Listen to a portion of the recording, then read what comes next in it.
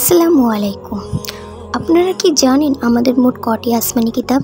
সেটা জানার আগে আপনিও যদি আমার মতো মহান আল্লাহ তাআলাকে ভালোবেসে থাকেন অবশ্যই কমেন্ট বক্সে আলহামদুলিল্লাহ লিখে যাবেন। ইসলাম অনুসারে সর্বমোট 104 আসমানি কিতাব নাজিল হয়েছে। এই 104টি কিতাবের মধ্যে ভাগ রয়েছে। 4টি প্রধান আসমানি কিতাব হলো 1. তাওরাত, যা হযরত মুসা আলাইহিস সালামের উপর নাজিল হয়েছিল। 2. জবুর, যা হযরত দাউদ আলাইহিস সালামের উপর নাজিল হয়েছিল। নাম্বার 3. ইনজিল, যা হযরত ঈসা আলাইহিস সালামের উপর নাজিল হয়েছিল। নাম্বার 4. কুরআন শরীফ, যা হযরত মুহাম্মদ সাল্লাল্লাহু আলাইহি ওয়াসাল্লামের উপর নাজিল হয়েছিল। তাছাড়া 100টি সহিফা বা ছোট পুস্তিকা রয়েছে।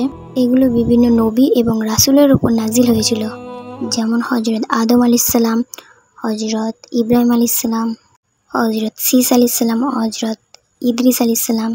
তবে এটা মনে রাখা দরকার, কুরআন এবং হাদিসে আসমানি কিতাবের নির্দিষ্ট সংখ্যাটি পরিষ্কারভাবে উল্লেখ করা হয়নি। যে কিতাবগুলির নাম বিস্তারিতভাবে উল্লেখ করা হয়েছে সেগুলি হলো তাওরাত, ইনজিল, জবুর, কুরআন এবং ইব্রাহিম ও মুসার সহিফা। সেগুলোর উপর বিস্তার স্থাপন করা সকল মুসলমানদের জন্য অপরিহার্য।